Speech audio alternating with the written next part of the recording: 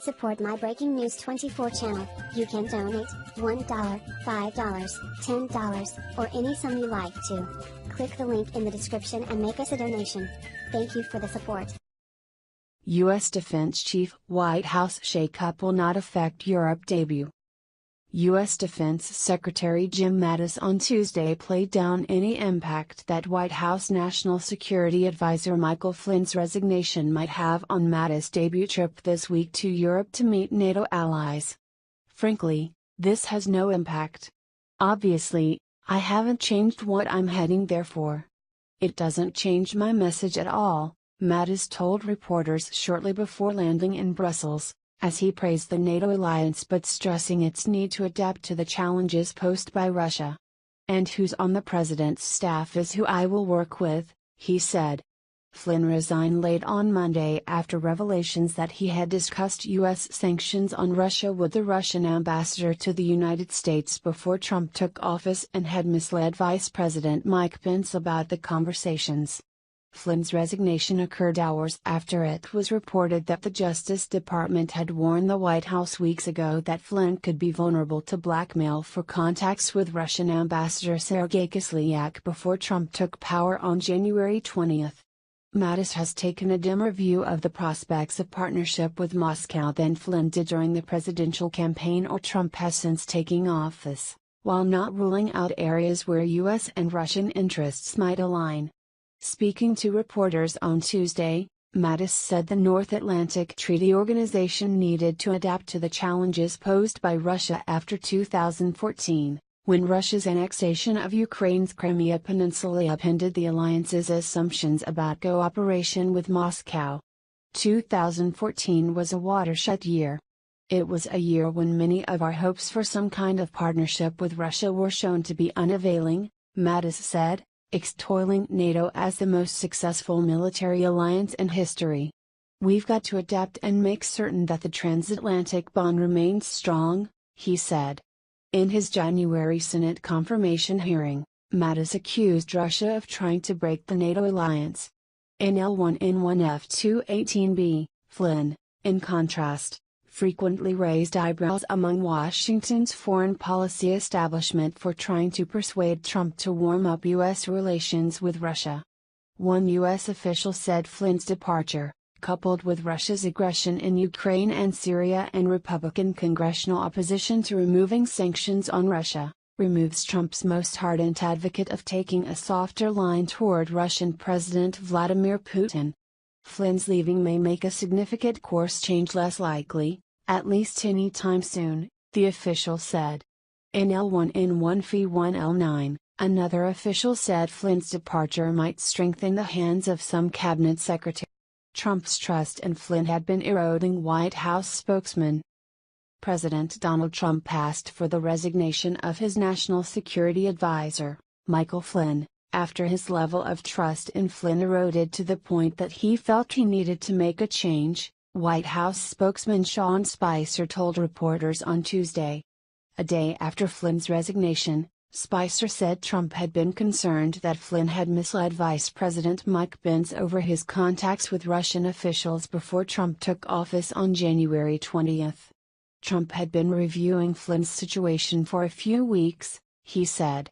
Amid congressional calls for an investigation into the extent to which Flynn discussed the possibility of lifting U.S. sanctions on Russia with the Russian ambassador to Washington, Spicer said the White House legal counsel had reviewed the situation and believed Flynn's case was viewed not as a legal issue but a trust issue. Spicer said Trump was informed of Flynn's conversations with Russian Ambassador Sergei Kislyak and asked counsel to review the case. The erosion of that trust, frankly, was the issue, Spicer said. He said Trump had not told Flynn to discuss U.S. sanctions on Russia with the Russian. House Democrats escalate effort to obtain Trump tax returns. Congressional Democrats on Tuesday tried but failed to pressure Republicans into seeking President Donald Trump's tax returns, saying the scandal over Michael Flynn made it imperative to find out whether the president has business ties to Russia. a day after the Republican chairman of the House of Representatives Ways and Means Committee dismissed the idea. The panel's Democrats proposed an amendment demanding that the committee ask the Treasury Department for copies of Trump's returns by March 1. Unless this amendment is adopted, we will never see the president's tax returns while he's in office, Representative Sandra Levin, a Michigan Democrat, told committee chairman Kevin Brady at a public hearing. "Before you stonewall this, I urge you to think twice," Levin added. "You'll only keep the issue alive." Brady strongly rejected the request as an abuse of the committee's authority.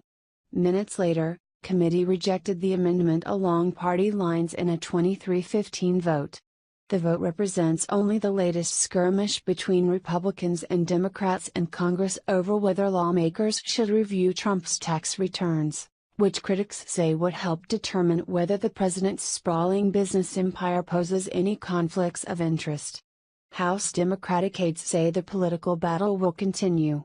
The resignation of National Security Advisor Michael Flynn on Monday intensified Democratic interest in the documents, with one lawmaker warning about the potential danger of blackmail. Representative Bill Pascrell, a New Jersey Democrat, issued the first request for Trump's returns in a February 1 letter that Brady rejected on Monday.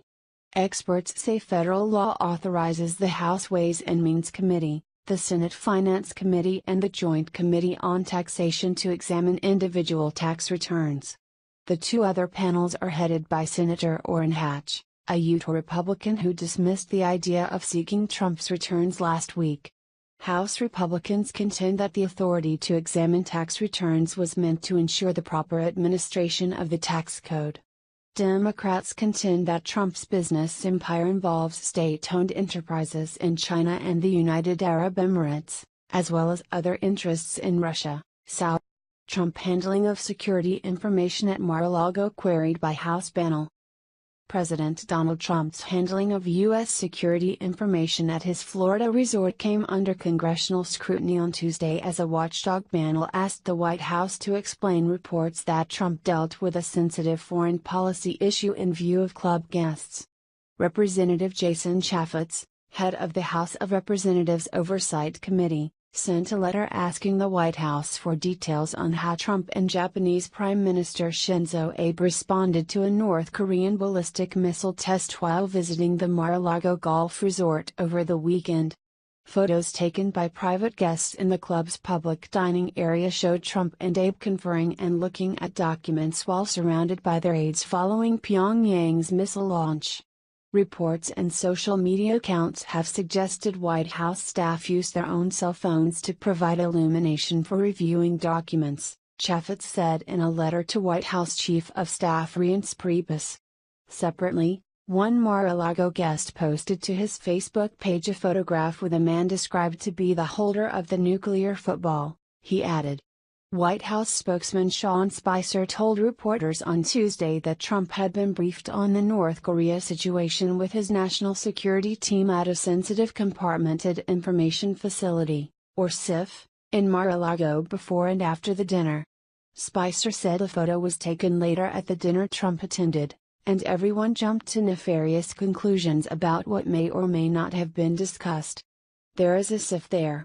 It was utilized on 2 occasions that evening to convey to the president by his national security team the situation in North Korea, Spicer said. While recognizing Spicer had denied any classified material was present in the dining room, Chaffetz said, discussions with foreign leaders regarding international missile tests, and documents used to support those discussions, are presumptively sensitive.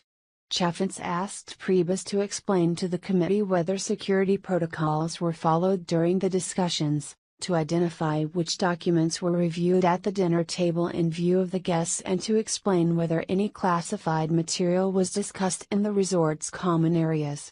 He also asked for details on how the guests at Mar-a-Lago are vetted to ensure they are not foreign agents and to describe what security protocols. If you like to receive more news on our YouTube channel, please click the subscribe button. If you like to receive an alert every time a new upload is made, hit the bell. Give us a like to the video or dislike if you agree or not to the news. Be proactive. is your life and the news will serve your day. Finally, leave us your opinion in the comment section on what you think about the subject. Thank you and stay tuned to Breaking News 24.